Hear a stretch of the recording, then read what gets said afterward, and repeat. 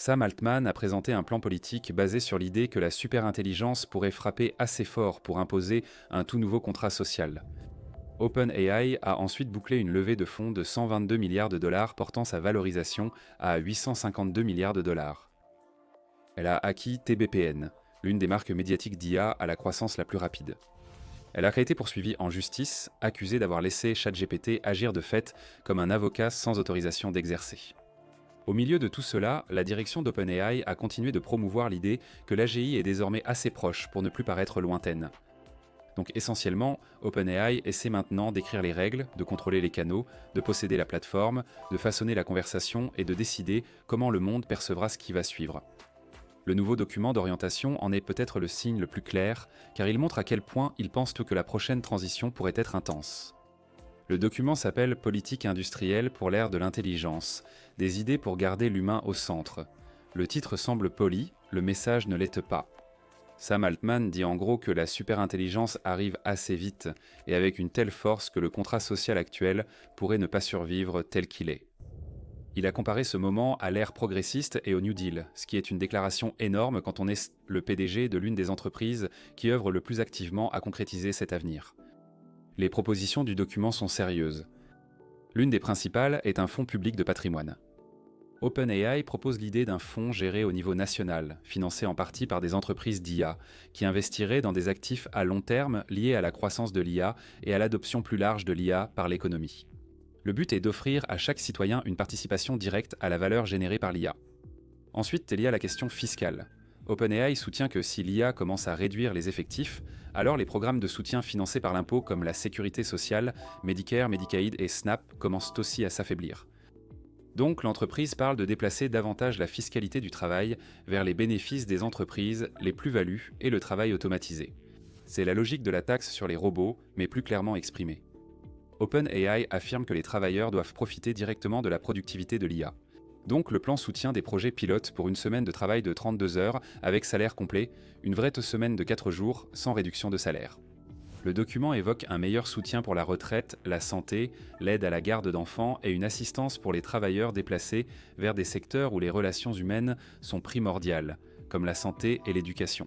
Il va plus loin et présente l'accès à l'IA presque comme un service public. Le document affirme que l'accès à l'IA devrait être aussi fondamental que l'alphabétisation, l'électricité et l'accès à Internet, ce qui signifie que les travailleurs, les écoles, les bibliothèques, les petites entreprises et les communautés défavorisées devraient tous bénéficier d'un accès de base abordable. L'une des idées les plus concrètes concerne les filets de sécurité automatique.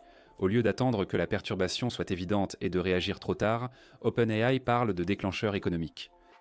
Si les pertes d'emplois liées à l'IA dépassent certains seuils, un soutien temporaire comme une assurance salariale, des allocations chômage ou une aide financière seraient automatiquement déclenchées, puis progressivement supprimées une fois la situation stabilisée.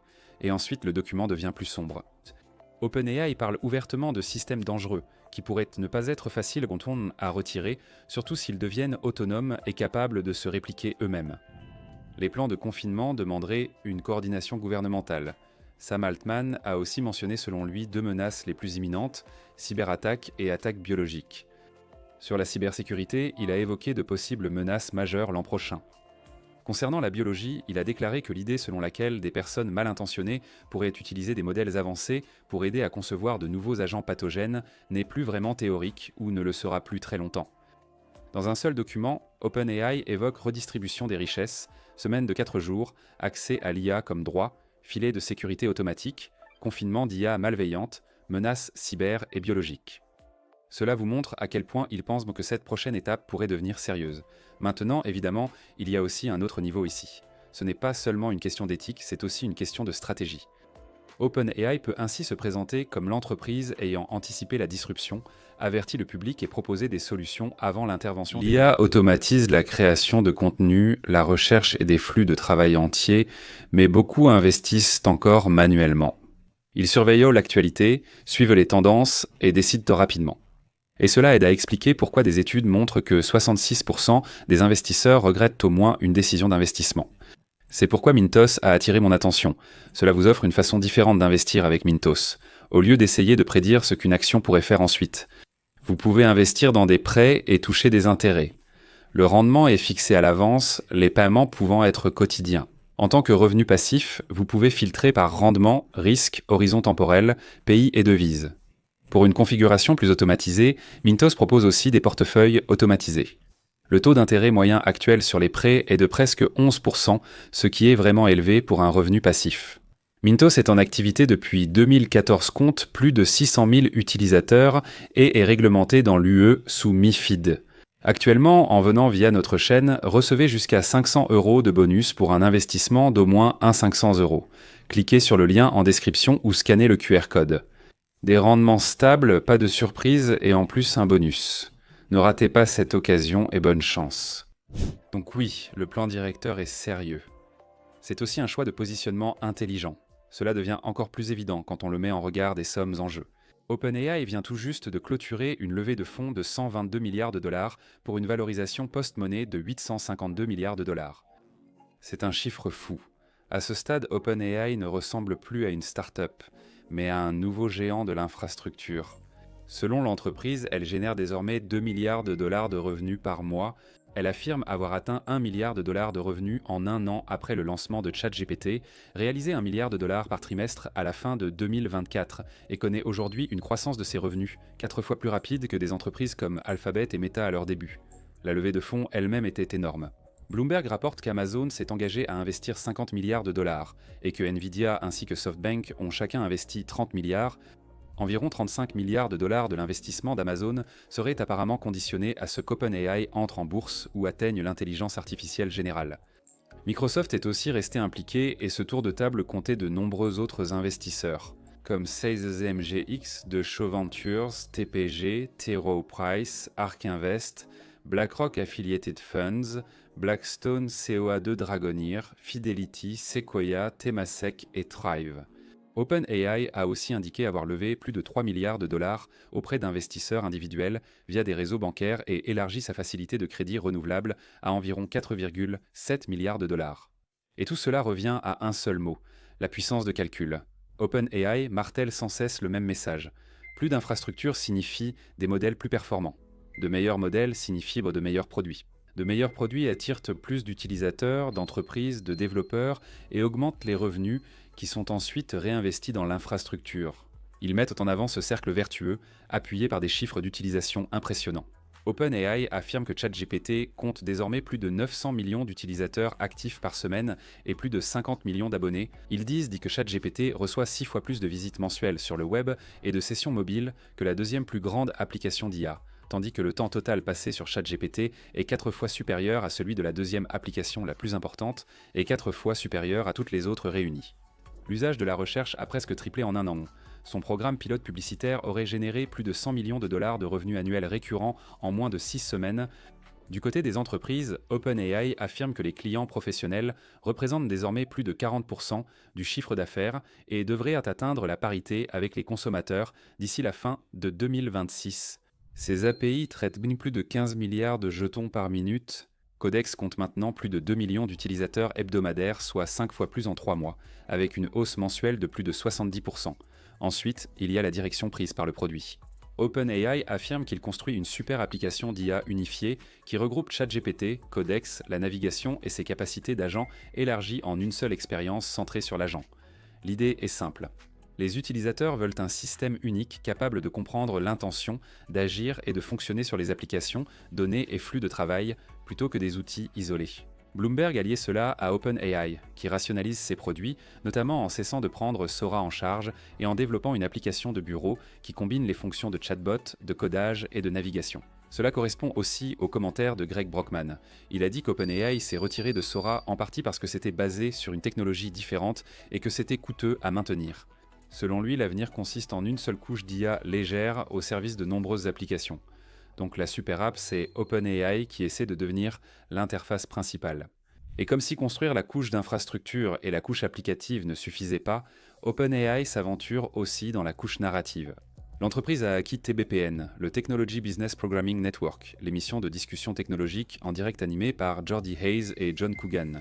Fujissimo a déclaré que le manuel de communication standard ne fonctionne pas pour OpenAI parce qu'OpenAI n'est pas une entreprise standard. Selon eux, TBPN était déjà devenu l'un des endroits où la véritable conversation quotidienne autour de l'IA et de ceux qui la construisent avait lieu, donc au lieu d'essayer de recréer cela, OpenAI l'a acheté. TBPN fera partie de l'organisation stratégique d'OpenAI et rendra compte à Chris Lane. OpenAI affirme que l'indépendance éditoriale fait partie de l'accord et que TBPN continuera de choisir sa propre programmation, ses invités et son orientation éditoriale. Que les gens croient ou non à cette promesse, l'essentiel est évident. OpenAI veut avoir un contrôle accru sur la façon dont l'IA est discutée publiquement. Et tout cela s'inscrit dans un argument encore plus vaste que la direction d'OpenAI ne cesse de mettre en avant. L'intelligence artificielle générale approche. Greg Brockman a déclaré cette semaine que nous avons parcouru environ 70 à 80% du chemin. Sa version reste encore irrégulière, c'est-à-dire inégale. Bien qu'il affirme que d'ici quelques années, le niveau minimal de ce que l'IA pourra accomplir pour presque toute tâche intellectuelle sur un ordinateur sera extrêmement élevé. Il a lié cela à un nouveau cycle de pré-entraînement, apparemment nommé SPUD, qu'il a décrit comme le résultat d'environ 2 années de recherche. Il affirme que lorsque le modèle de base se renforce, tout ce qui repose dessus devient plus simple. Il a également déclaré que les récentes sorties de modèles ont permis à l'IA de passer d'environ 20% de vos tâches à près de 80%, ce qui était le point où elle cesse d'être une nouveauté et commence à obliger les gens à repenser leur façon de travailler autour d'elle. Il a cité des cas où un physicien a soumis un problème difficile au modèle et a obtenu une solution 12 heures plus tard. Ou encore lorsqu'un ingénieur a remis un document de conception et que le système l'a implémenté, a ajouté de l'observabilité, a lancé des outils de profilage et a optimisé en fonction du résultat souhaité. Mais tout le monde n'y croit pas. Gary Marcus s'y oppose fermement et affirme que nous sommes loin de l'AGI. Son argument est que la société fait des paris à 1000 milliards de dollars sur une idée confuse de l'intelligence. Il affirme que les grands modèles de langage sont des imitateurs imparfaits, provoquant l'effet ELISA, où l'on attribue une compréhension réelle à des systèmes seulement habiles à paraître convaincants. Il affirme aussi que les lois de mise à l'échelle ne sont pas des lois de la nature, mais de simples tendances empiriques susceptibles de s'aplanir. Il a cité des modèles comme Llama 4 et même GPT-5 comme des signes que des entraînements plus importants ne sont pas une voie garantie vers l'intelligence générale. Marcus rejette également l'idée qu'une seule architecture géante puisse devenir une intelligence générale. Selon lui, l'esprit comprend plusieurs parties aux fonctions diverses, donc l'avenir sera sans doute plus modulaire et hybride. Il cite AlphaFold 3 comme un exemple majeur de progrès en IA, car il est très spécialisé et extrêmement performant dans une seule tâche. Et puis il y a l'aspect juridique, qui ramène tout ce battage dans une procédure bien réelle et très désordonnée. Une plainte fédérale déposée le 4 mars 2026 accuse OpenAI, entre autres, d'exercice illégal du droit. L'affaire provient de Nippon Life. Selon la plainte, une personne avait une demande d'invalidité de longue durée, a ensuite perdu ce statut, a intenté un procès à ce sujet, a trouvé un accord en 2024 et l'affaire a été rejetée définitivement en janvier 2024. Environ 1 an plus tard, elle a voulu contester cet accord. Son avocat a refusé. Elle a collé la réponse dans ChatGPT et a demandé si elle était manipulée, et ChatGPT aurait apparemment répondu oui. Dès lors, selon la plainte, elle a licencié son avocat et utilisé ChatGPT pour rédiger des arguments, une requête de réouverture et un formulaire de comparution en tant que partie non représentée. La plainte indique qu'elle a déposé 21 requêtes, une assignation à comparaître et 8 avis et déclarations à l'appui de la réouverture de l'affaire. Après cet échec en février 2025, elle a intenté un nouveau procès en utilisant une plainte rédigée par ChatGPT. Puis, au cours de l'année suivante, elle a déposé 44 autres requêtes mémorandum, pétitions, demandes et requêtes.